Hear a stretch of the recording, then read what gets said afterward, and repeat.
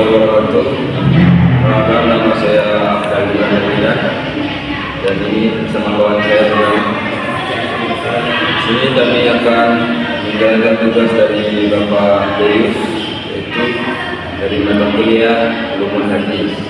Kami di sini akan menjelaskan tentang macam-macam ilmu hadis. Ilmu hadis merupakan ilmu yang sangat penting dalam Islam karena berfungsi sebagai penjaga dan penguat Islam. Setelah Al-Quran, hadis adalah segala sesuatu yang berasal dari Nabi Muhammad SAW berupa perkataan, perbuatan, dan ketetapan atau takrir. Dan sifatnya ilmu hadis terbagi menjadi dua cabang. Satu adalah ilmu hadis riwayat, ilmu yang membahas secara menukil, meriwayatkan, mencatat dan menyampaikan hadis Nabi Muhammad SAW, baik secara lisan maupun tertulis, dari generasi ke generasi. Ruang lingkup tentang pengumpulan hadis, hafalan dan penulisan hadis, dan penyampaian dan periwayatan dengan sanad, penelitian dan penyebaran naskah hadis, dan pencatatan dalam kitab-kitab hadis seperti Sahih Bukhari, Muslim, Sunnah dan Abu Daud dan lainnya. Tujuannya menjaga orisinalitas hadis dan menyampaikan isi hadis bagaimana yang diucapkan atau dilakukan oleh Nabi Muhammad SAW. Metode periwayatannya samaan dari guru ke murid, ijazah, izin meriwayatkan hadis, munawanah, penyerahan naskah, dan kitabah atau penulisan, dan wajadah menemukan naskah.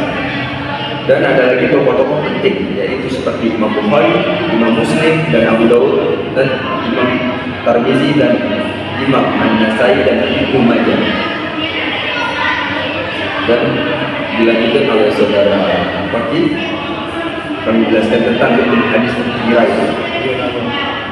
Ilmu hadis diraya, dan ilmu yang membahas kaidah-kaidah dan prinsip ilmiah untuk memahami, mengklasifikasi dan menilai derajat hadis dari segi sanad, rantai periwayat dan matan isi teks hadis, ruang lingkup syarat-syarat hadis sahih, kategori hadis sahih, hasan, dhaif, maqbul, dan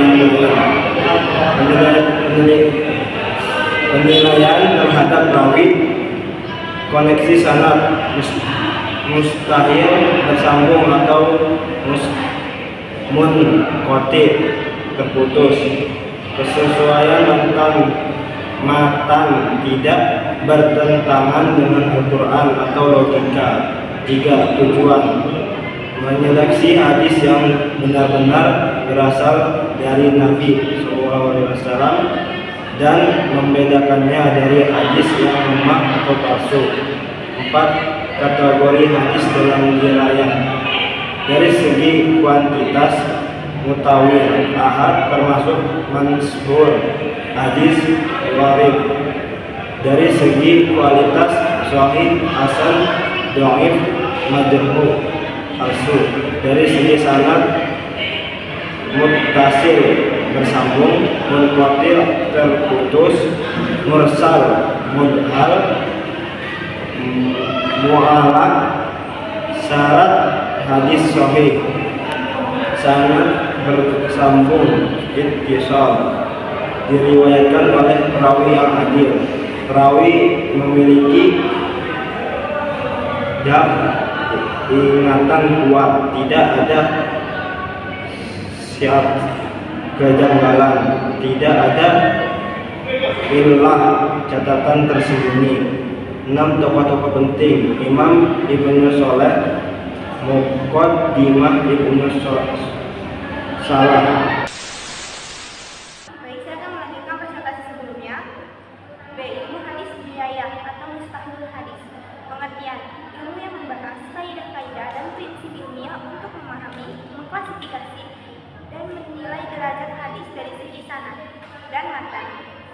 Ruang lingkup syarat-syarat hadis sahih. Yang pertama, kategori hadis sahih, hasan, dhaif, maqbul, dan lain-lain. Yang kedua, penilaian terhadap rawi atau perawi. Yang ketiga, koneksi sanad, mustahil, bersambung atau muttaki, terputus.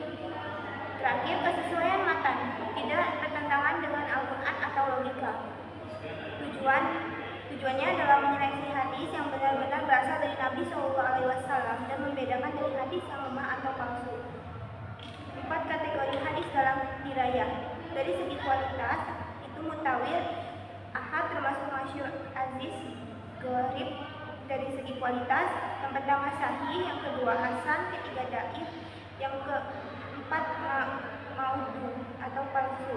Dari segi sanad, yang pertama mustasil atau bersambung, yang kedua muntakid, terputus, yang ketiga mursal, yang keempat muddal, yang kelima mu'allaq.